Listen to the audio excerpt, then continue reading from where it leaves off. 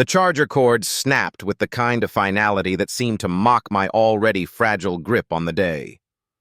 I stood there in the electronics aisle of the corner drugstore, holding the two separate pieces, the USB end in my left hand, the phone connector dangling from my right, and felt that familiar weight of small failures accumulating into something larger and more defeating. My phone had died 3 hours ago during what was supposed to be a routine lunch break from the used bookshop where I worked near Pike Place Market. Now it was nearly 6 in the evening, and I was stranded in that peculiar kind of modern isolation that comes from being unreachable, cut off from the digital umbilical cord that most people use to navigate both geography and loneliness. My name is Ethan, and at 27, I'd become an expert at existing in the spaces between other people's lives. I worked at Meridian Books, a cramped, wonderful shop that smelled of old paper, and the dreams of writers whose names had been forgotten by everyone except the most dedicated browsers. The owner, Mrs. Chen, had hired me 3 years ago more out of pity than necessity. I'd been lingering in the poetry section for weeks, reading Neruda and Bishop during my lunch breaks from a soul-crushing temp job, and she'd finally asked if I wanted to work somewhere I could actually read instead of just hiding among the books. It had been the right choice, even if it paid barely enough to cover my rent in a studio apartment in Capitol Hill. The bookshop was quiet, populated mostly by genuine readers, and the occasional tourist who wandered in looking for something more authentic than the chain stores. I liked the customers who knew what they wanted, and the ones who let me guide them towards something they didn't know they needed. I was good at reading people, at matching them with books that would speak to whatever they were carrying, but right now, standing in the harsh fluorescent glare of the drugstore— no, wait, not fluorescent. I couldn't use that word. Standing in the bright white LED glare of the drugstore with my broken charger, I felt more disconnected than usual. Without my phone, I couldn't call Mrs. Chen to let her know I'd be late getting back from my extended break. I couldn't check the bus schedule or look up directions to anywhere. I was forced into the kind of present-moment awareness that most people spent considerable energy avoiding. I bought a replacement charger, cheaply made but functional, and made my way back toward the bookshop through the early evening bustle of downtown Seattle. The city moved around me with its usual purposeful energy, people heading home from work, meeting friends for dinner, living lives that seemed full of connection and meaning. I'd been in Seattle for 5 years now, ever since graduating from the University of Washington with a degree in English literature that qualified me for exactly the kind of job I had. And I still felt like I was visiting rather than living here. The truth was, I'd never learned how to insert myself into other people's lives. In college, I'd had a few casual friendships built around shared classes or study groups, but nothing that survived the transition into adult life. I'd tried dating apps for a while, going through the motions of coffee dates and awkward conversations, but I always felt like I was performing a version of myself rather than actually connecting with anyone. Eventually, I'd stopped trying, telling myself that solitude was a choice rather than a default. By the time I got back to Meridian Books, it was almost closing time. The shop was empty except for Mrs. Chen, who was doing the daily cash count at the register. She looked up when I walked in, her expression more concerned than annoyed. "Ethan, there you are." I was starting to worry. "Sorry," I said, holding up the new charger. "Phone died and the old charger broke. I got stranded without any way to call." Mrs. Chen nodded with the kind of understanding that came from decades of dealing with the small catastrophes of daily life. "These things happen." "How was your day otherwise?" It was a simple question, but it caught me off guard the way simple questions sometimes did when they came from someone who genuinely wanted to know the answer. Mrs. Chen was in her 60s, a retired English professor who'd opened the bookshop as much for the company as for the income.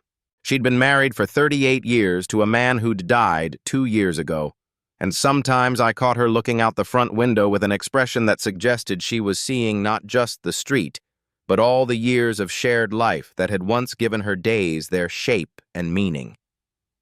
"Quiet," I said, which was true, but not the whole truth. Most of my days were quiet.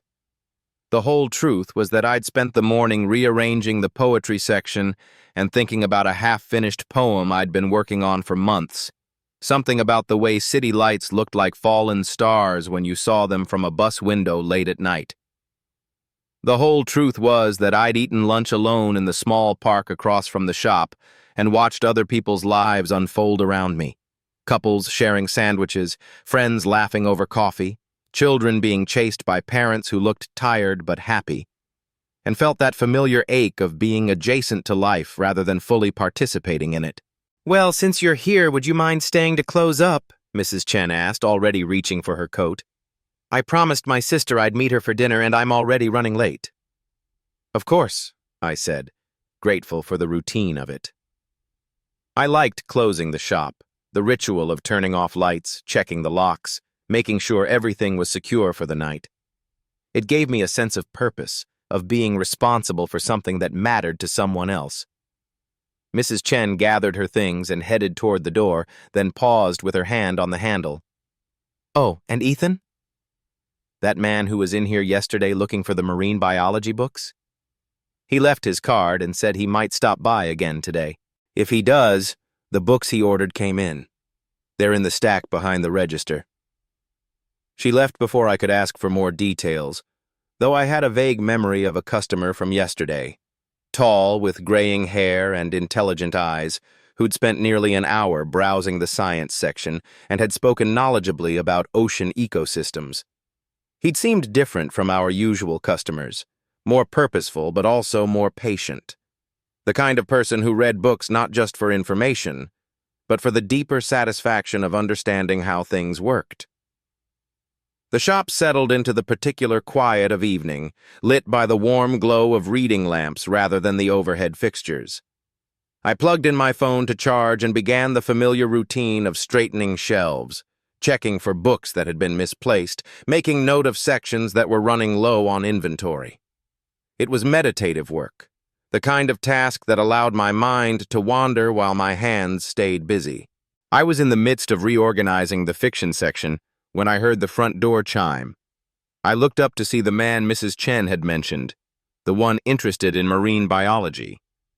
He stood just inside the doorway for a moment, seeming to take in the atmosphere of the shop, and I found myself studying him more carefully than I had the day before.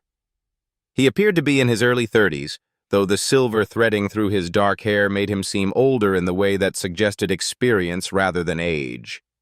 He had the kind of face that was interesting rather than conventionally handsome, sharp cheekbones, lines around his eyes that spoke of squinting into ocean sun, a mouth that looked like it was more accustomed to listening than talking. He wore dark jeans and a gray wool sweater that looked expensive but not showy, and he moved with the unhurried confidence of someone who was comfortable taking up space in the world. "Evening," he said, approaching the counter where I stood with an armful of novels I'd been reshelving. His voice was deeper than I remembered, with a slight roughness that suggested he spent time outdoors, or maybe just didn't talk as much as most people. "Good evening," I replied, setting down the books.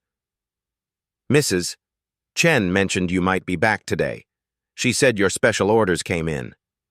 His face brightened slightly, the kind of subtle shift in expression that transformed his entire presence. "That's great news. I wasn't sure how long they'd take to arrive." I moved behind the register and found the stack of books Mrs. Chen had mentioned. 3 field guides to Pacific Northwest marine life and a technical manual on deep-sea research methods. As I pulled them out, I noticed the way he watched my hands, as if the books were precious objects that required careful handling. "Marine biology?" I asked, though I already knew the answer. It was the kind of conversational gambit I rarely made, but something about his presence invited a different kind of interaction than I was used to having with customers. "Research scientist," he confirmed, taking the books and examining them with obvious satisfaction.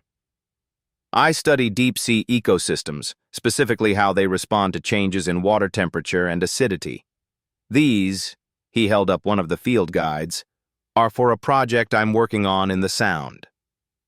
"That sounds fascinating," I said, and meant it. I imagine it's very different from the way most people experience the ocean. He looked up from the books, and I found myself caught by the directness of his gaze. His eyes were brown, but not simple brown. They had flecks of green and gold that made them seem to shift depending on the light, and they held a quality of attention that made me feel suddenly visible in a way that was both unsettling and oddly welcome. "It is different," he said thoughtfully. "Most people see the surface, the waves, the horizon, maybe some fish if they're lucky. But underneath, there's this whole world of relationships and dependencies that most of us never think about. Every organism connected to every other organism in ways that are invisible but essential." There was something in the way he spoke about his work that suggested it was more than just a job to him. I found myself wondering what it would be like to feel that kind of passion for something, that sense of purpose that came from understanding your place in a larger system of meaning. "Do you spend a lot of time on boats?" I asked, genuinely curious now. "More than I probably should," he said with a slight smile. "Research vessels, mostly. Long days collecting samples, taking measurements, trying to document changes that happen slowly enough that you need years of data to see the patterns." He paused, looking at me with that same quality of attention I'd noticed before, as if he was seeing something in my face that interested him. "What about you?" he asked. "Have you worked here long?" 3 years, I said. "It's a good job for someone who likes books more than people." The words came out before I'd thought about them, and I immediately felt a flush of embarrassment. It was too honest, too revealing of the careful distance I maintained from most human interaction. But instead of looking uncomfortable or politely changing the subject, he nodded with what seemed like understanding. "I know the feeling," he said. "I chose my field partly because the ocean doesn't require small talk." There was something in his tone, not quite loneliness, but a recognition of the appeal of solitude, that made me look at him more carefully.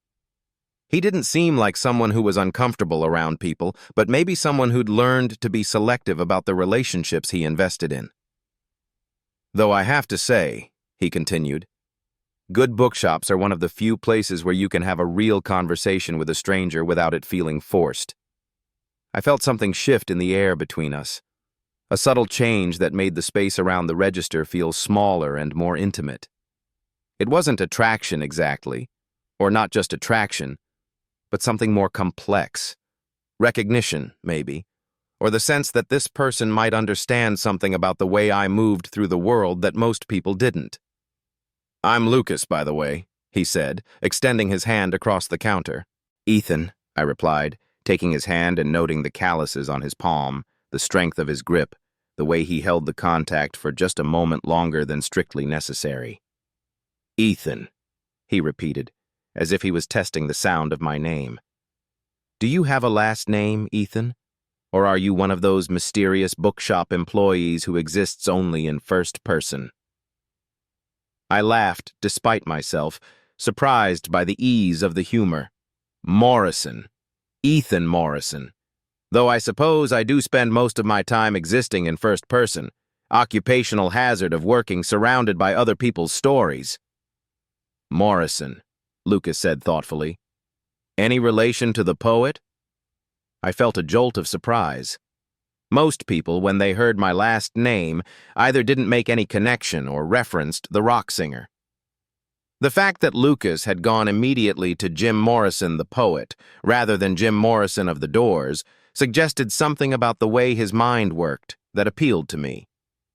"No relation," I said, "though I wish I could claim the connection. I write a little myself, but nothing that would survive comparison to The American Night." "You write poetry?" Lucas asked. And again there was that quality of genuine interest in his voice, as if he was collecting information not out of politeness, but because he actually wanted to know. "Bad poetry," I said quickly, falling back on self-deprecation as a way to manage the vulnerability of the admission. The kind of thing that sounds profound at 2 in the morning but reads like greeting card verse in daylight. "I doubt that," Lucas said. "Anyone who works in a place like this, who can talk about Jim Morrison and mean the poet rather than the rock star, probably has more interesting things to say than they give themselves credit for." The compliment caught me off guard, partly because it seemed genuine, and partly because it suggested he'd been paying attention to details about me that I wouldn't have expected a customer to notice. I found myself looking at him more carefully, trying to figure out what kind of person he was, beneath the professional competence and the easy conversation. "What made you choose marine biology?" I asked, deflecting attention away from myself but genuinely curious about his answer. Lucas leaned against the counter, settling in as if he was prepared to have a real conversation rather than just completing a transaction. "Honestly, I started out pre-med, like every other overachiever with good grades and ambitious parents. Spent 2 years studying organic chemistry and anatomy, trying to convince myself I wanted to spend my life in hospitals and operating rooms." He paused, running a hand through his hair, and I noticed the gesture was unconscious, the kind of thing people did when they were thinking about something that mattered to them. But I kept finding excuses to take electives in oceanography and marine science. Finally, junior year, I took a field course that included a week-long research trip in the San Juan Islands. We were studying kelp forest ecosystems, taking measurements and collecting samples, and I remember standing on the deck of this little research vessel at sunrise, watching the sun come up over the water, and realizing I'd never felt more like myself than I did in that moment. There was something in his voice when he talked about that experience, a quality of reverence almost, that made me understand this wasn't just career choice, but something closer to calling. "Your parents weren't thrilled about the change?" I guessed. Lucas laughed, but there was an edge of old frustration in it. "That's putting it mildly. They couldn't understand why I'd want to waste my education studying fish when I could be saving lives as a doctor. It took them years to accept that this was what I actually wanted to do with my life." I found myself nodding, recognizing something in his story that resonated with my own experience. "I know something about disappointing practical expectations," I said. "English literature degree, working in a bookshop, not exactly the kind of career path that impresses people at high school reunions." "But you're happy here," Lucas said, and it wasn't quite a question. "I can tell by the way you handle the books, the way you talk about them. This isn't just a job for you." He was right, though I'd never articulated it that way before. Working at Meridian Books wasn't just how I paid rent. It was a place where I felt competent, useful, surrounded by the kind of beauty that came from human creativity and the desire to communicate across the barriers of individual experience. "It's not the career I thought I wanted when I was 22, I admitted. "But it's the career that fits who I actually am, if that makes sense." "Perfect sense," Lucas said. "I think most of us spend our 20s figuring out the difference between who we thought we were supposed to be and who we actually are." The observation was simple but felt profound in the context of our conversation, and I found myself wondering how many people in my life I'd been able to talk to this honestly about the gap between expectation and reality. We stood there for a moment in comfortable silence, both of us seeming to process the unexpected depth of the conversation we'd stumbled into. The bookshop felt smaller around us, more intimate, as if the shelves of books were witnesses to something significant happening. "I should probably let you get back to closing up," Lucas said finally, though his tone suggested he wasn't eager to end the conversation. "It's not urgent," I said, surprising myself with my reluctance to let him leave. "Mrs. Chen doesn't expect me to lock up at any particular time, as long as everything's secure for the night." Lucas smiled, and I noticed the way it changed his entire face, softening the sharp lines and making him look younger, more approachable. "In that case, would you mind if I browsed for a few more minutes? I'm always looking for new books, and I have the feeling you'd have good recommendations." "Of course," I said, perhaps too quickly. "What kind of things do you like to read? Besides marine biology texts, I mean." "Fiction, mostly. I have a weakness for writers who pay attention to the natural world. Annie Dillard, Barry Lopez, that kind of thing. But I'm open to suggestions." I came around from behind the counter, motivated by genuine enthusiasm for matching a reader with books they'd love. "Follow me," I said, leading him toward the section where we kept nature writing and literary fiction.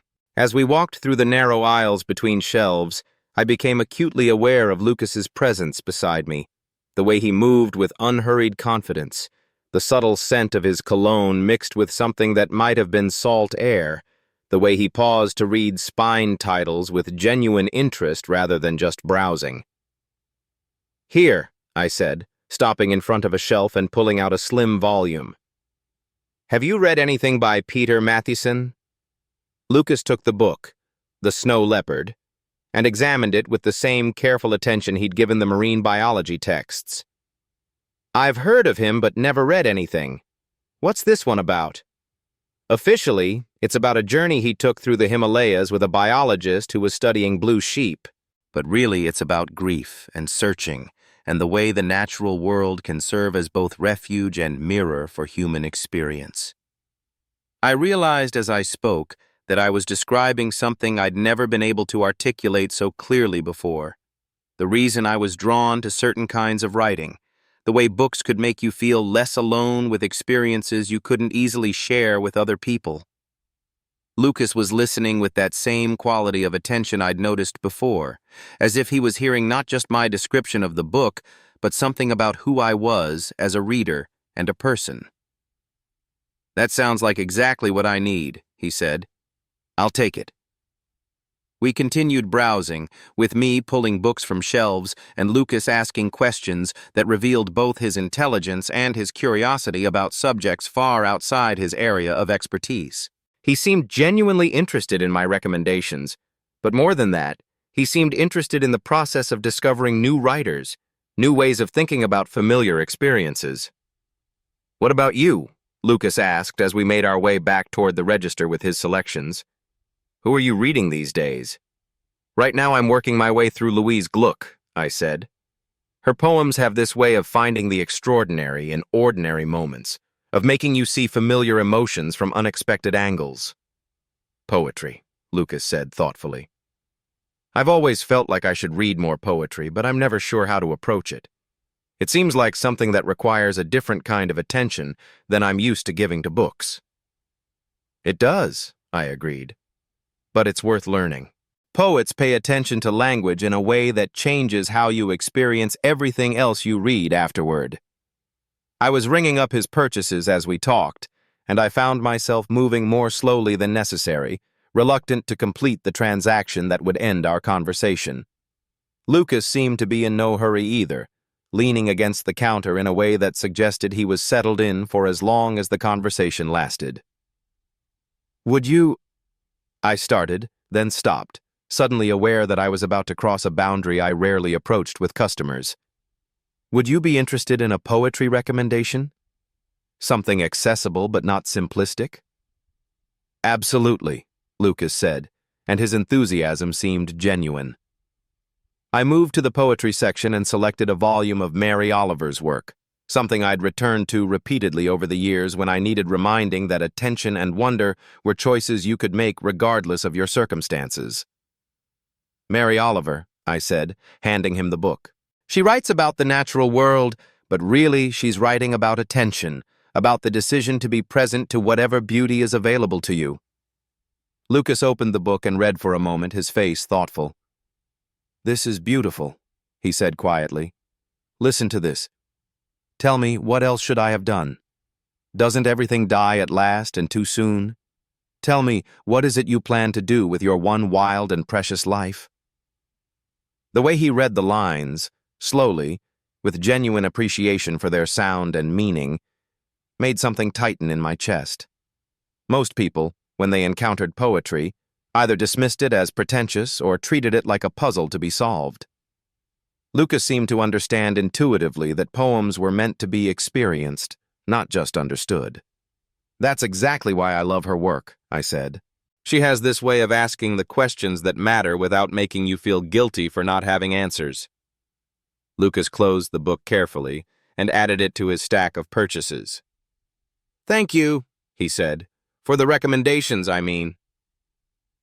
It's been a long time since someone introduced me to new writers who weren't just passing along bestseller lists." There was something in his tone that suggested genuine gratitude, as if the conversation had been meaningful to him in a way that went beyond simple customer service.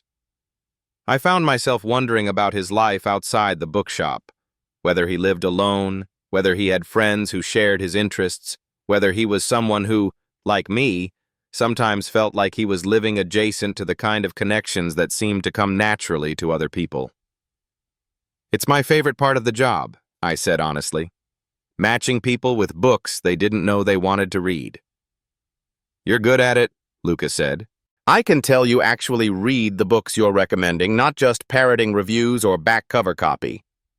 The compliment made me feel seen in a way that was both pleasant and slightly uncomfortable. I wasn't used to having my expertise acknowledged, wasn't accustomed to having my opinions treated as valuable by people who seemed as accomplished and self-assured as Lucas did. As I finished processing his purchases, we fell into a comfortable silence that felt different from the awkward pauses that usually characterized my interactions with customers. This felt more like the kind of companionable quiet that existed between people who were comfortable with each other's presence. "Well," Lucas said finally, gathering his books into a neat stack, "I should let you finish closing up. Thank you again for the recommendations, and for the conversation." "Thank you for browsing," I said, falling back on professional courtesy but meaning something more personal. He turned to go, then paused at the door, looking back at me with an expression I couldn't quite read.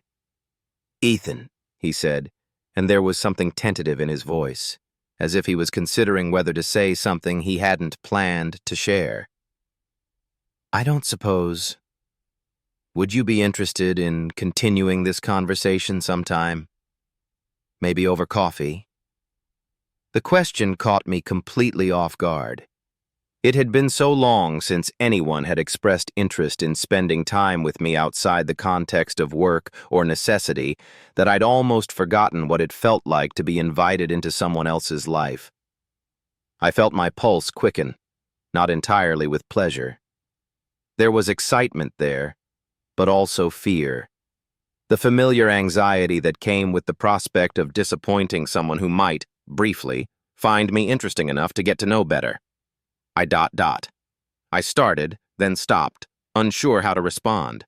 Part of me wanted to say yes immediately, drawn by the possibility of continuing to discover what kind of person Lucas was beneath his professional competence and easy intelligence. But another part of me, the part that had kept me safe and small and uncomplicated for most of my adult life, was already composing polite excuses. Lucas seemed to recognize my hesitation, and his expression shifted slightly, becoming more understanding than disappointed. "No pressure," he said quickly. "I just enjoyed talking with you, and I thought maybe you enjoyed it too." "I did," I said, and realized as I spoke that it was completely true. "I did enjoy it. It's just..."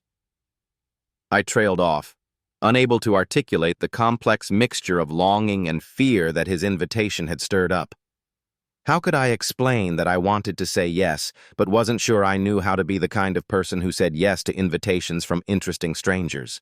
Lucas waited patiently for me to finish the sentence, but when it became clear I wasn't going to, he smiled with what looked like genuine warmth rather than polite disappointment. "Tell you what," he said, reaching into his wallet and pulling out a business card. "I'll leave my number with you. If you decide you'd like to grab coffee sometime, give me a call. And if you don't, no worries at all. I'll just be a customer who appreciates good book recommendations." He set the card on the counter between us, a small white rectangle that somehow seemed to contain enormous possibility and equally enormous risk. "I come by the bookshop fairly regularly anyway," Lucas continued. "So if nothing else, maybe we can continue our literary discussions when I'm browsing for new books." I picked up the card and read it. Lucas Martinez, Marine Research Institute, with a phone number and email address printed in simple black type. Holding it felt like holding a small weight of possibility that I wasn't sure I was ready to carry. "Thank you," I said, though I wasn't sure if I was thanking him for the invitation, for his understanding of my hesitation, or simply for the conversation that had made this ordinary Tuesday evening feel less ordinary. "Thank you," Lucas replied, and then, after a moment of silence that felt loaded with everything we hadn't said, he turned toward the door again.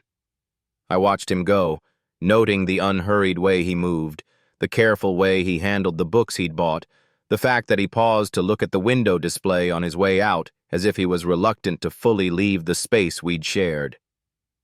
When the door closed behind him, the bookshop felt different, quieter, but also somehow charged with the lingering energy of genuine conversation. I stood behind the register for a long moment, holding his business card and trying to process what had just happened. It had been months since I'd had a conversation that felt like more than just the exchange of necessary information.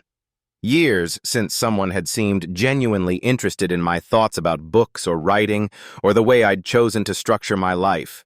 The fact that Lucas had not only listened but had seemed to understand something about who I was felt both thrilling and terrifying.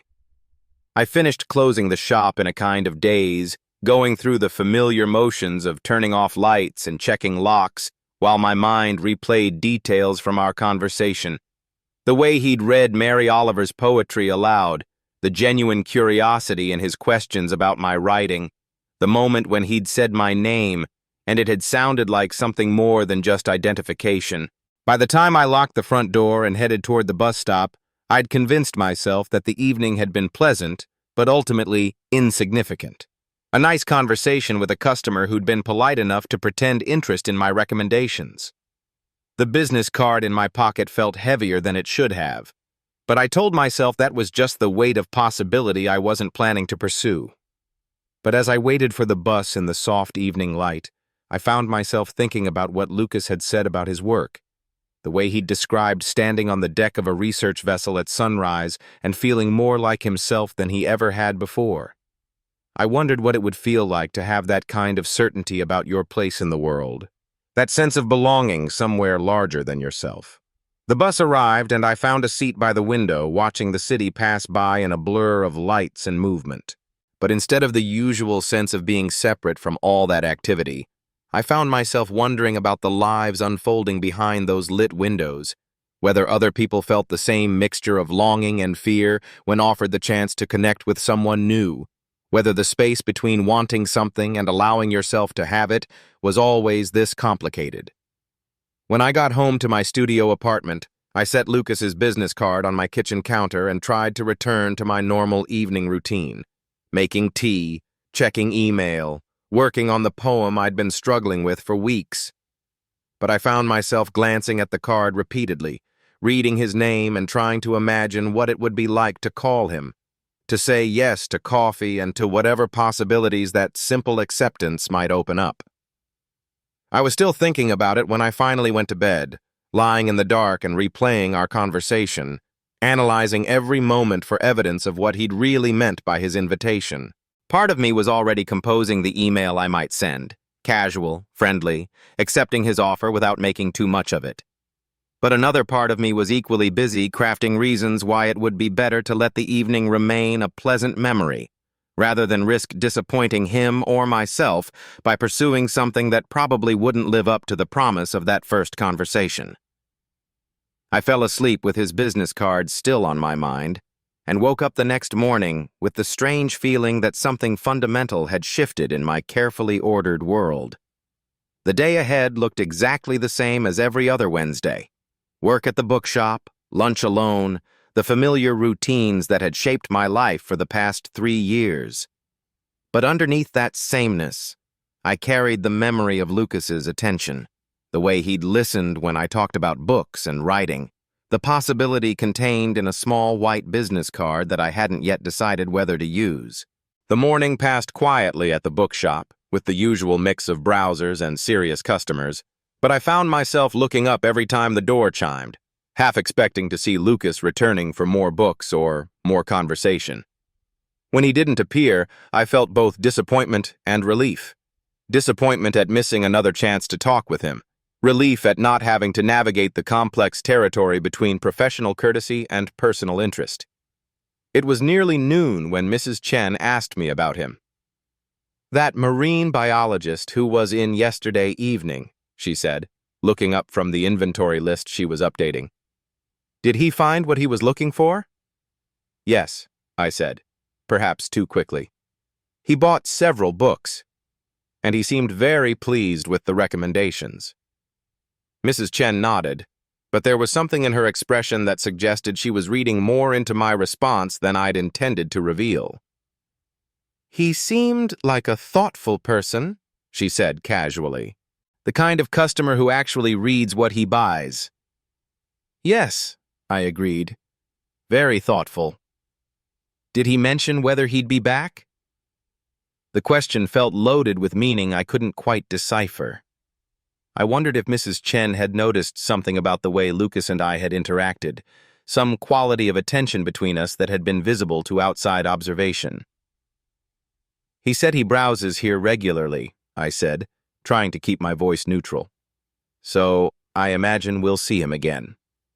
Mrs. Chen smiled and returned to her inventory, but I caught her watching me with the kind of gentle curiosity that suggested she understood more about my situation than I'd realized.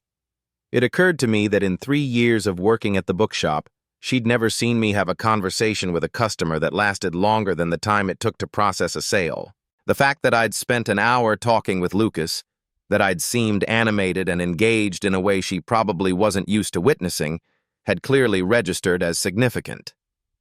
The afternoon dragged in a way that Wednesdays usually didn't. I found myself thinking about Lucas's work, wondering what it would be like to spend days on research vessels studying ecosystems that most people never saw.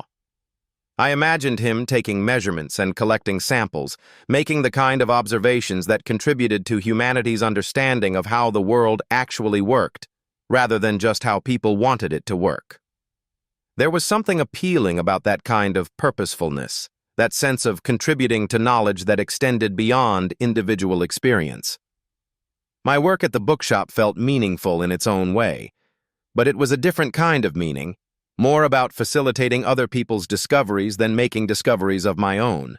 By closing time, I'd convinced myself that I was overthinking a simple social invitation. Lucas had enjoyed our conversation about books, had extended a polite offer to continue that conversation over coffee, and was probably not spending his day analyzing the interaction the way I was. The sensible thing would be to call him, arrange to meet for coffee, and see whether the connection I'd felt was real or just the product of too much isolation and too little human contact. But as I locked up the bookshop and headed home, I realized that my hesitation wasn't really about Lucas at all. It was about me, about whether I was ready to be the kind of person who accepted invitations from interesting strangers, who took risks on the possibility that someone might find me worth getting to know better. That evening, I sat at my kitchen counter with Lucas's business card in front of me and my phone in my hand, trying to summon the courage to make a call that felt simultaneously simple and enormous. I composed and deleted several text messages, started to dial his number twice, and hung up before it could ring. Finally, I set the phone aside and tried to distract myself with other things, reading, working on my poem, making tea, and watching the lights come on in the apartments across the street. But Lucas's invitation remained at the edge of my consciousness, a possibility that felt both precious and frightening. It was after 10 when I finally picked up my phone again and typed a simple message. "Hi, Lucas. This is Ethan from the bookshop. I'd like to take you up on that coffee invitation if the offer is still open. Let me know if you're free sometime this weekend. Thanks again for the great conversation." I sent the text before I could change my mind, before the familiar voice of caution could convince me that reaching out was a mistake. The message disappeared into the digital ether, and I was left sitting in my kitchen with the sudden, terrifying realization that I'd crossed a line I rarely approached. I'd chosen possibility over safety. My phone buzzed almost immediately with Lucas's response. "I'd love to. How about Saturday morning? There's a coffee place on Capitol Hill I've been meaning to try. Nothing fancy, just good coffee and real conversation." I stared at the message for a long moment, surprised by how quickly he'd responded and by the warmth in his words. Real conversation. As if he'd been thinking about our evening at the bookshop the same way I had, as something significant enough to want to continue. "Saturday morning sounds perfect," I typed back. "What time and where?" We arranged to meet at a place called Analog Coffee on Pine Street at 10 in the morning. After I confirmed the details, I set my phone aside and tried to process what I'd just committed to. my first intentional social engagement in months, with someone who'd somehow managed to see past my careful professional courtesy to whatever was underneath. The rest of the week passed in a strange state of suspended anticipation. I found myself thinking about Saturday morning at odd moments, while shelving books, during my lunch breaks, late at night when I should have been sleeping. I planned and replanned what I might wear, what I might say, how I might navigate the territory between the easy conversation we'd had in the bookshop and whatever this new context might require. By Friday evening, I'd worked myself into a state of nervous energy that made it impossible to concentrate on anything. I tried reading, but the words blurred together on the page. I attempted to work on my poetry, but everything I wrote felt forced and artificial. Finally, I gave up and went to bed early, hoping that sleep would quiet the anxious voice in my head that kept insisting this was a mistake. Saturday morning dawned gray and overcast, with the kind of persistent drizzle that made Seattle feel like it existed under a soft, perpetual veil. I arrived at Analog Coffee 10 minutes early, partly from nervousness, and partly because I wanted a few moments to settle into the space before Lucas arrived. The coffee shop was exactly the kind of place I would have chosen if I'd been doing the choosing. Small, unpretentious, with mismatched furniture and local art on the walls. The kind of place that attracted people who came for the coffee and the atmosphere, rather than to be seen. I ordered a cappuccino and found a table by the window where I could watch for Lucas while pretending to read the book I'd brought as a conversation prop. He arrived exactly on time, appearing in the doorway and scanning the room until his eyes found mine.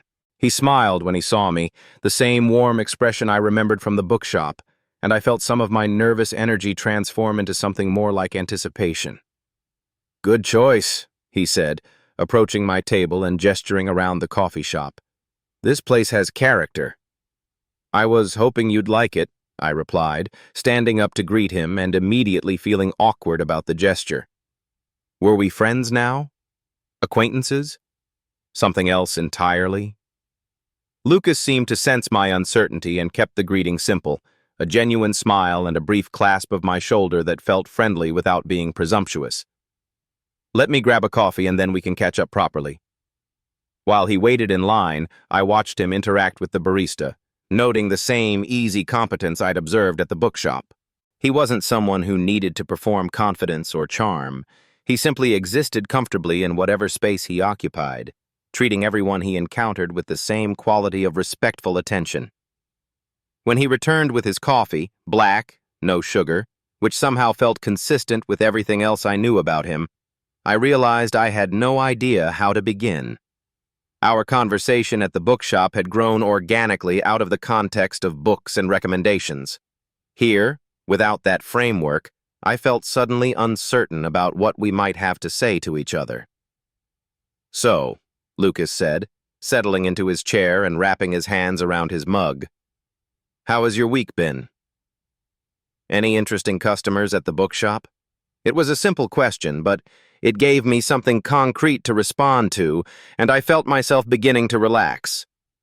"Mostly quiet," I said, "though yesterday I had someone come in looking for books about urban beekeeping. Apparently, they want to start keeping hives on their apartment building rooftop." "Urban beekeeping," Lucas repeated thoughtfully. "That's actually fascinating from an ecological perspective. Bees in cities often do better than rural bees because there's such diversity in the plants they can access. All those different gardens and parks creating a kind of patchwork ecosystem." I found myself smiling at his response. Where most people would have made a joke or moved on to another topic, Lucas had found the genuine scientific interest in what I'd intended as casual conversation. "Did you help them find what they were looking for?" he asked. "I think so. We have a decent gardening section, and Mrs. Chen special ordered a couple of technical guides for them. It's one of the things I love about working there. You never know what kind of knowledge people are going to walk in seeking." "That's what I like about research too," Lucas said. "Every project starts with a question nobody knows how to answer yet. You have to figure out not just what the answer is, but how to even approach finding it." We talked about work for a while, His current research project studying the effects of ocean acidification on shellfish populations, my ongoing attempts to convince Mrs. Chen to expand our poetry section. The conversation flowed more easily than I'd expected, building on the foundation we'd established at the bookshop but expanding into new territory. "Can I ask you something?" Lucas said during a natural pause in our discussion. "Yesterday, when you texted me, what made you decide to reach out? I got the sense that accepting invitations from customers isn't something you do regularly." The question caught me off guard, partly because of its directness and partly because I wasn't sure I understood my own motivations well enough to explain them clearly. "You're right," I said slowly. "I don't usually, I keep things pretty separate between work and personal life, but our conversation felt different, more real than most interactions I have." Lucas nodded as if this made perfect sense to him. I felt the same way. It's been a long time since I met someone who could talk about books and ideas without it feeling like performance or pretense. There was something in his tone that suggested this was a more significant admission than it appeared on the surface, and I found myself curious about what his social life looked like outside of work. "Do you not get much of that in your usual circles?" I asked. Lucas considered this, swirling his coffee gently in its mug. "The research community is small and competitive. A lot of conversations end up being about grants or publications or academic politics, and dating—" He paused, seeming to choose his words carefully. "Well, let's just say that trying to explain why you spend months at sea studying organisms most people can't pronounce doesn't always lead to deep intellectual connection." I felt a small jolt of recognition at his mention of dating, not because of any assumption about his orientation, but because of the familiar frustration in his voice, the sense of being misunderstood or having to justify interests that felt fundamental to who you were. "I imagine that would be isolating," I said. "It can be," Lucas agreed, "though I've gotten used to it over the years. Sometimes I think I'm better at communicating with marine ecosystems than with people." He said it lightly, as if it were a casual observation, but I heard something underneath the humor that suggested real loneliness. It was the same kind of careful solitude I recognized in myself, not chosen entirely by preference, but developed as a response to repeated experiences of not quite fitting into other people's expectations. "What about you?" Lucas asked. "Do you have close friends here in Seattle? People who understand your work, your writing?" The question made me realize how long it had been since anyone had asked me about my social life, and how little I had to report even when someone did. "Not really," I admitted. "I have some friendly acquaintances, neighbors I chat with, regular customers who know my name, but no one I'd call for real conversation or spend weekends with. Moving to a new city as an adult is harder than I expected it to be." "Where did you move from?" "Portland originally, then a couple of years in Olympia for college. But Seattle has always felt like home in a way those other places didn't. There's something about the pace here, the way the city exists alongside the water and mountains that suits me." Lucas smiled. "I know exactly what you mean. I grew up in California, spent time in graduate school on the East Coast, but I've never felt as settled anywhere as I do here. There's something about being surrounded by so much water that makes everything feel more possible." We fell into comfortable silence for a moment, both of us looking out the window at the gray morning and the people passing by on the sidewalk. The drizzle had intensified slightly, creating that particularly Seattle quality of light that made colors seem both muted and more saturated at the same time. "Can I tell you something?" Lucas said suddenly, his voice quieter than it had been. "Yesterday, after I left the bookshop, I kept thinking about our conversation. Not just the book recommendations, but the way you talked about literature, about the work you do there. You have this way of listening that made me feel like you were actually hearing what I was saying, not just waiting for your turn to talk. The observation touched something in me that I hadn't realized was tender. I could say the same thing about you," I replied. "It's rare to meet someone who asks follow-up questions, who seems genuinely curious about the answers." Maybe that's why we both ended up in fields that require a lot of solitary observation, Lucas suggested. We're used to paying attention to details that other people miss.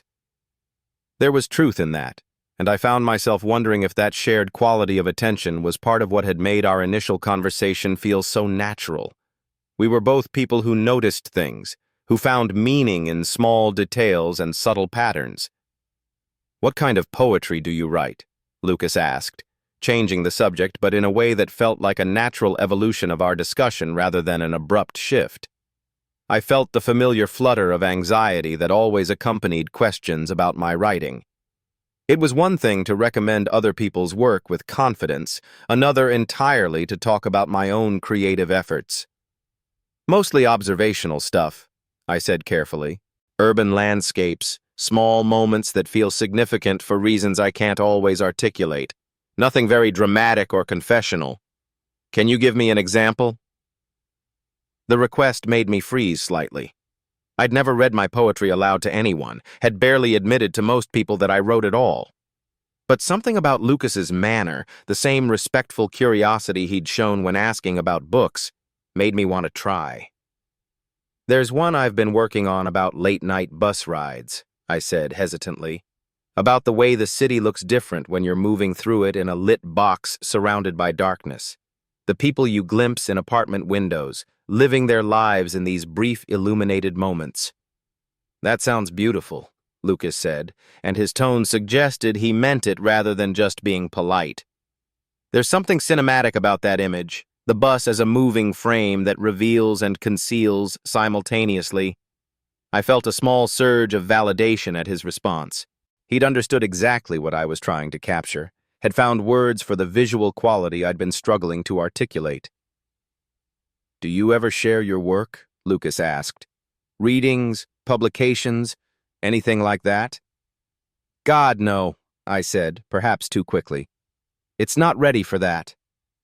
I'm not sure it ever will be." Lucas studied me for a moment with that same quality of attention I'd noticed at the bookshop, as if he was reading something in my expression that I wasn't entirely aware of revealing. "Can I tell you something about my work?" he said.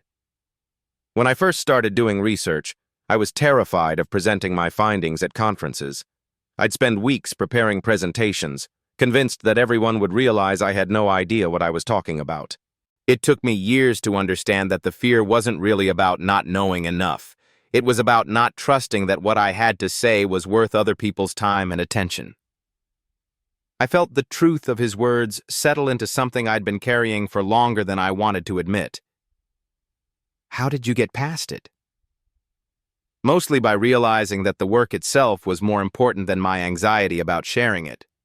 The research I was doing could contribute to understanding that might help protect marine ecosystems. That mattered more than my personal comfort with being seen as an expert." He paused, taking a sip of his coffee, and when he continued, his voice was gentler.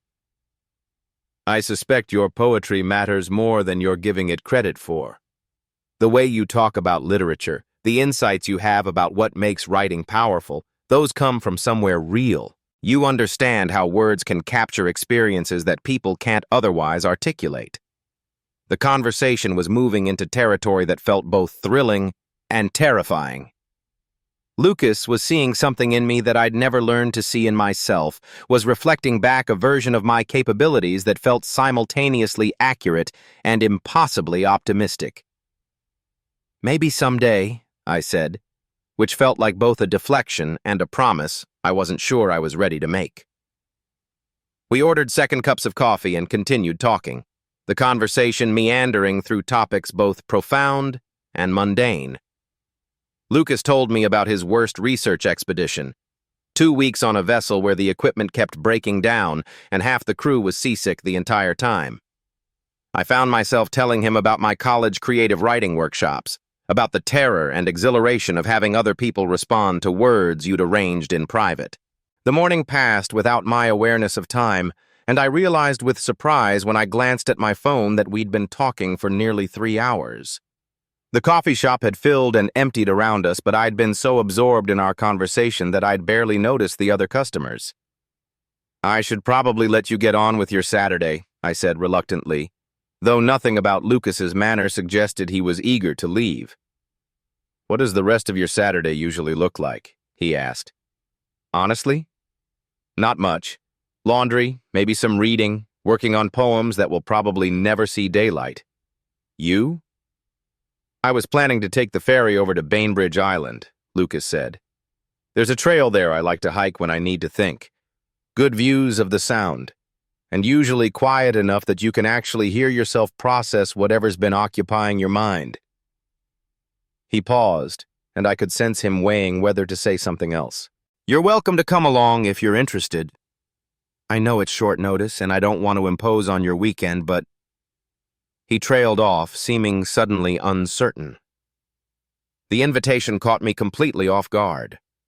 I'd expected our coffee meeting to have a natural endpoint, after which we'd return to our separate lives with perhaps a vague promise to do this again sometime.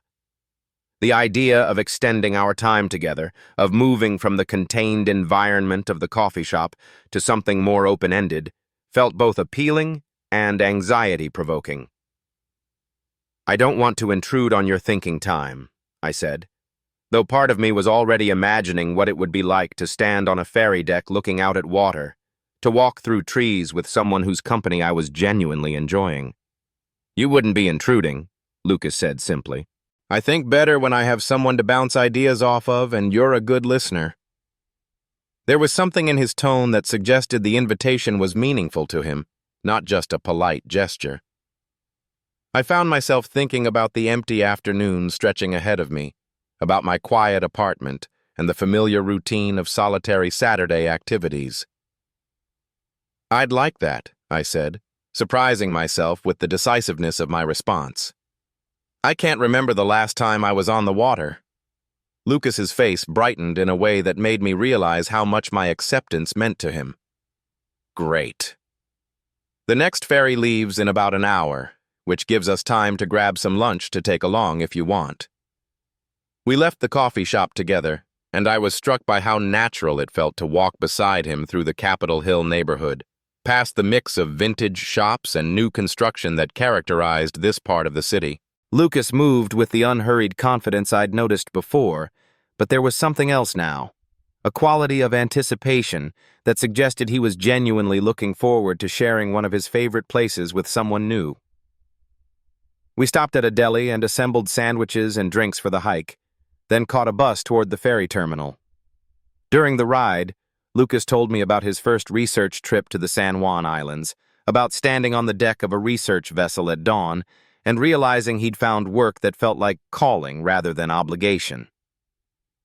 "There's something about being surrounded by water that changes your perspective," he said as we approached the terminal. "It makes human concerns feel both more important and less urgent, if that makes sense. Like there's space for everything to exist without having to compete for attention." I thought I understood what he meant, though I'd never experienced it directly. The idea of space for everything to coexist felt particularly appealing to someone who'd spent most of his adult life trying to take up as little room as possible.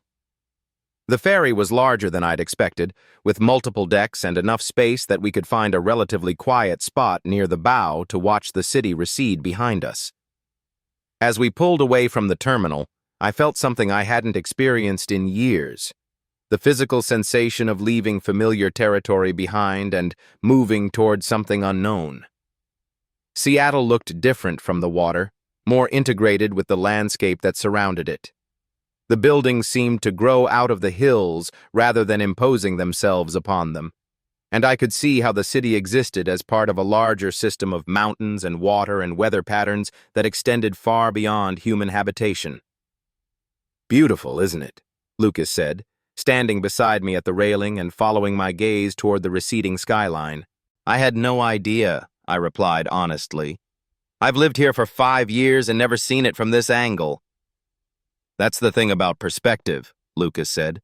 "Sometimes you have to physically move away from something to understand what it actually looks like." We stood in comfortable silence for a while, watching the wake of the ferry spread out behind us and feeling the salt air that carried scents and sounds I'd forgotten existed. There were other passengers on the deck, but the sound of the engines and the wind made it feel like Lucas and I were having a private experience within the larger context of shared transportation. "Can I ask you something personal?" I said, surprising myself with the directness of the question. "Of course." "Earlier, when you mentioned dating and how hard it is to find people who understand your work, have you been in serious relationships before? I mean, I don't want to pry, but I'm curious about how you navigate the balance between work that requires so much solitude and travel and wanting connection with other people." Lucas was quiet for a moment, and I wondered if I'd crossed some invisible boundary. But when he spoke, his voice was thoughtful rather than defensive. "I was with someone for about 2 years, ending about a year ago," he said. "Sarah.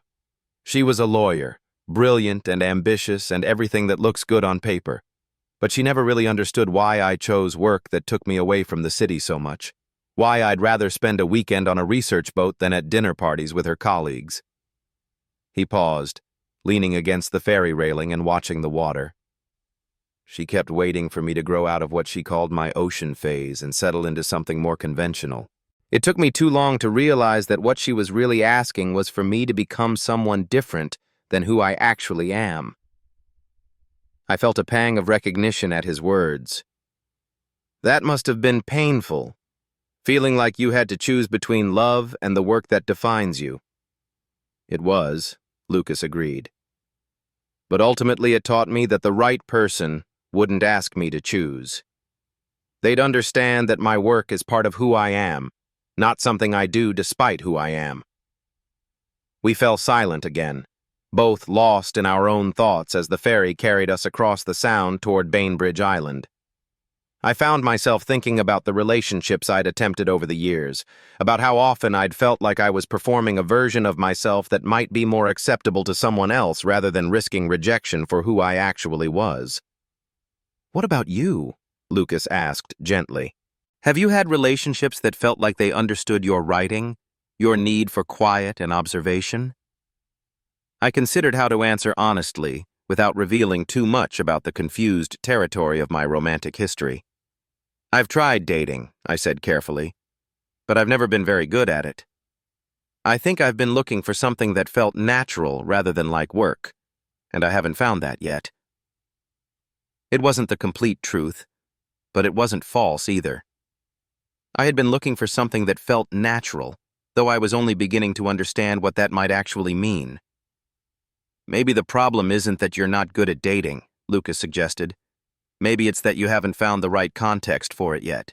Some people need different environments to feel comfortable being themselves." The observation felt both generous and perceptive, and I found myself wondering if Lucas was speaking from experience or simply offering the kind of insight that came from his scientific training in observation and hypothesis. As the ferry approached Bainbridge Island, Lucas pointed out landmarks, the marina where research vessels sometimes docked, the bluffs that offered the best views back toward Seattle, the trailheads that led to the hiking paths he'd discovered over his years of weekend escapes from the city. "The trail I want to show you isn't heavily traveled," he said as we prepared to disembark. "It leads to a beach where you can see clear across the Sound on days when the weather cooperates. I go there when I need to think through research problems or just remember that there's a world beyond whatever immediate concerns are consuming my attention." We walked off the ferry together, and I was struck by how different the island felt from the urban environment we'd left behind. The air was cleaner, filled with the scent of cedar and salt water, and the pace of movement around us was noticeably slower and more relaxed. Lucas led me along a path that wound through second-growth forest, past trees whose names he identified as we walked: Douglas fir, western red cedar, Pacific madrone with its distinctive red bark and twisted branches. His knowledge of the ecosystem was evident but never pedantic. He shared information in response to my questions rather than lecturing, and I found myself genuinely curious about the relationships between different species and their environments. "This is what I love about field work," Lucas said as we paused to examine a particularly large cedar. You can read about forest ecology in textbooks, but you don't really understand it until you spend time observing how everything actually interacts in real conditions. Is that what drew you to marine biology rather than terrestrial ecology? I asked. Partly, Lucas replied, but also the fact that marine ecosystems are still so much less understood than terrestrial ones. There are species living in deep-sea environments that we haven't even discovered yet. Relationships and dependencies that could completely change how we think about life on Earth. The passion in his voice when he talked about his work was unmistakable, and I found myself envying that clarity of purpose. I'd never felt that kind of certainty about anything, had never experienced work that felt like it connected to something larger and more significant than my own immediate needs. The trail eventually opened onto a small beach with a view across the Sound toward Seattle and the Olympic Mountains. The city looked impossibly distant from this perspective, like something that existed in a different world entirely. The beach was rocky rather than sandy, with driftwood logs that provided natural seating and tide pools that reflected the gray sky above us. "This is incredible," I said, settling onto a piece of driftwood and taking in the expanse of water and sky. "I can see why you come here to think." Lucas sat beside me, close enough that I could smell his subtle cologne mixed with the salt air. "It puts things in perspective," he agreed. "Reminds me that most of the problems that seem urgent in the city aren't actually that important in the larger scheme of things."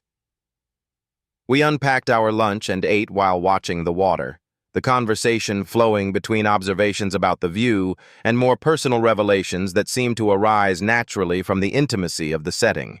Lucas told me about his decision to leave California and move to Seattle, about the relief of finding a place where his introversion was seen as a personality trait rather than a character flaw. I found myself sharing stories about college, about the professors who'd encouraged my writing, and the ones who'd made me question whether I had anything worth saying. "I think that's the hardest part about creative work," Lucas said after I'd described a particularly brutal workshop critique that had made me stop writing for months. "You're putting something of yourself into the world and asking people to respond to it. That takes a kind of courage that most people don't have to exercise in their daily work." "But your research requires the same kind of vulnerability," I pointed out. "You're proposing theories about how natural systems work and submitting them for peer review by people who might completely disagree with your conclusions." "That's true," Lucas acknowledged, "but there's something different about scientific hypotheses and creative work. Science has established methods for testing ideas against objective reality. Art is more personal, more subjective. When someone critiques your research, they're questioning your methodology. When they critique your poetry, they're questioning your way of seeing the world." The insight felt profound, and I realized that Lucas understood something about the vulnerability of creative work that I'd never been able to articulate clearly. It explained why sharing my writing felt so much more terrifying than discussing other people's books, why I could confidently recommend literature to customers, but couldn't imagine reading my own poems in public. As the afternoon progressed, we moved from the driftwood log to a more sheltered spot among the rocks, where we could lean against sun-warmed stone and watch the light change on the water. The conversation meandered through topics both serious and playful, and I found myself more relaxed than I'd been in months. "Can I tell you something?" I said during one of our comfortable silences. "Of course." "This morning I was so nervous about meeting you for coffee that I almost canceled 3 different times. I kept thinking I'd misread our conversation at the bookshop, that you were just being polite when you suggested getting together." Lucas turned to look at me directly, his expression both amused and gentle. "And now? Now I'm wondering why it took me so long to say yes to something that feels this natural."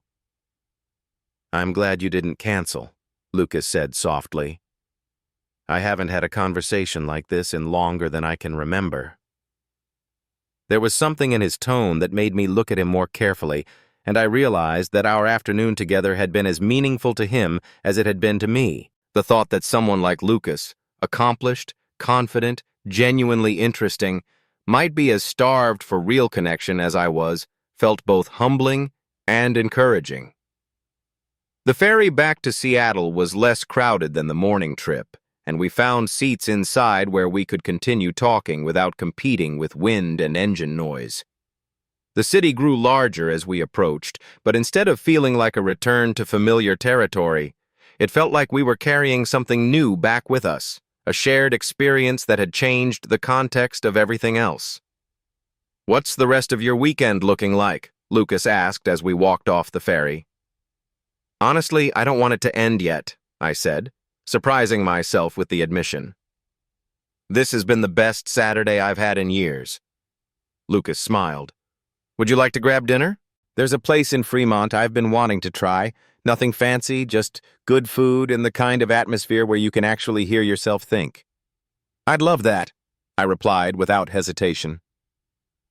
The restaurant Lucas had chosen was exactly right. Small, unpretentious, with tables far enough apart that conversation felt private. We ordered wine and continued the discussion we'd been having all day, but there was something different now, a quality of intimacy that came from having spent extended time together in different environments. "I have to ask," I said after we'd ordered dinner. "What made you invite me to Bainbridge today?" That's not exactly a casual suggestion for someone you've just met. Lucas considered the question, swirling wine in his glass in the same thoughtful way I'd noticed at the coffee shop. "Honestly, you seemed like someone who would appreciate it for the right reasons. Not just as a scenic experience, but as a way of understanding something about how the city exists in relation to the larger world around it. I wanted to share that with someone who would actually see it." The answer touched something deep in me. The recognition that Lucas had seen me clearly enough to know how I might respond to beauty and space and perspective. "Thank you," I said simply, "for seeing that and for trusting me with something that's obviously important to you." "Thank you for coming," Lucas replied, "for being willing to step outside your usual Saturday routine and try something different." Our dinner arrived, but neither of us seemed eager to end the conversation by focusing on food. We ate slowly, punctuating bites with continued discussion about books and work and the ways we'd each learned to navigate the challenge of building meaningful adult lives. "Can I tell you something that might sound strange?" Lucas said as we were finishing our meal. "Go ahead." Today felt like the first time in months that I've been completely present in my own life. Usually, part of my mind is always somewhere else, thinking about research problems or grant applications or the logistics of upcoming fieldwork. But today, talking with you, hiking on the island, I felt completely here. His words hit me with unexpected force because they described exactly what I'd been experiencing but hadn't known how to name. "It doesn't sound strange at all," I said. "I know exactly what you mean."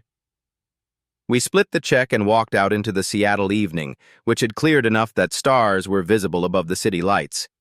Neither of us seemed ready to end the day, so we wandered slowly through the Fremont neighborhood, past quirky shops and art installations that gave the area its distinctive character. "I live just a few blocks from here," Lucas mentioned as we paused to look at a sculpture garden. "Would you like to come up for tea or coffee?" I promise I'm not using that as a euphemism for anything. I just have a balcony with a decent view of the canal, and I'm not ready for this conversation to be over yet. The invitation felt like a natural extension of the day we'd shared, and I realized that I wasn't ready for it to end either. "I'd like that," I said. Lucas's apartment was on the third floor of a converted warehouse, with large windows and exposed brick walls that made it feel both industrial and warm. But it was the balcony he'd mentioned that took my breath away, a small outdoor space that looked out over the Fremont Cut, with boats passing below and the lights of the city stretching out in all directions. "This is amazing," I said, stepping outside and feeling the cool evening air carry the scent of water and the distant sound of traffic. "It's why I chose this place," Lucas said, joining me at the railing with 2 cups of tea. "The rent is probably more than I should be paying, but there's something about being able to see water from home that feels essential to me." We settled into chairs on the balcony, and I found myself thinking about how different this felt from any other social interaction I'd had in recent memory. There was no sense of performance or obligation, no feeling that I needed to be entertaining or impressive. Lucas seemed content to simply exist in the same space, sharing comfortable silence when conversation wasn't necessary. "Can I ask you something personal?" Lucas said after we'd been sitting quietly for a while. "You've been asking me personal things all day," I pointed out with a smile. "I think we're past the point of needing permission." "Fair enough," Lucas laughed. "What I'm wondering is whether you've enjoyed today as much as I have, or if I'm misreading the situation entirely." The question caught me off guard, not because I didn't know the answer, but because I hadn't expected him to be uncertain about it. "Lucas," I said, turning to face him directly, "today has been extraordinary. I can't remember the last time I felt this comfortable with another person, this able to just be myself without worrying about whether I'm saying the right things or taking up too much space." "Good," he said, and his relief was audible. "Because I was hoping this could be the beginning of something rather than just a really good Saturday." The words hung in the air between us, laden with possibility and uncertainty in equal measure. I felt my pulse quicken, not with anxiety but with the recognition that we were approaching territory that would require honesty about things I'd never learned to discuss easily. "What kind of something?" I asked quietly. Lucas was quiet for a long moment, looking out at the water as if it might contain the words he was searching for. "I don't know exactly," he said finally, "but I know that I haven't felt this connected to another person in longer than I care to admit. I know that talking with you feels easier than it should, given how little time we've actually spent together. And I know that when I think about not seeing you again, it feels like losing something important before I've had a chance to understand what it is." My chest tightened with emotion I wasn't prepared for. Not just attraction, though that was certainly present, but something deeper and more complex. Recognition, maybe, or the sense that Lucas was putting into words something I'd been feeling but hadn't known how to articulate. "I feel the same way," I said, and the admission felt both terrifying and liberating. I keep thinking about how different today has felt from any other day in recent memory, how present I've felt, how much like myself. We looked at each other across the small space of the balcony, and I could feel the weight of mutual recognition settling between us. This was no longer just a pleasant social interaction between new acquaintances. It was the acknowledgement of something that felt potentially significant, potentially life-changing if we were brave enough to pursue it. "So what do we do now?" I asked. "I don't know," Lucas admitted. "I'm not very good at this part, the transition from friendship to whatever comes next. My track record suggests I tend to overthink things until they become too complicated to navigate successfully." "Well, I have no track record at all when it comes to relationships that feel this natural from the beginning," I said. "So maybe we can figure it out together without the pressure of having to know what we're doing." Lucas smiled, and this time it was completely unguarded, full of relief and possibility. "I'd like that," he said. "Though I should probably warn you that I'll be traveling for research fairly regularly over the next few months. I don't want you to think..."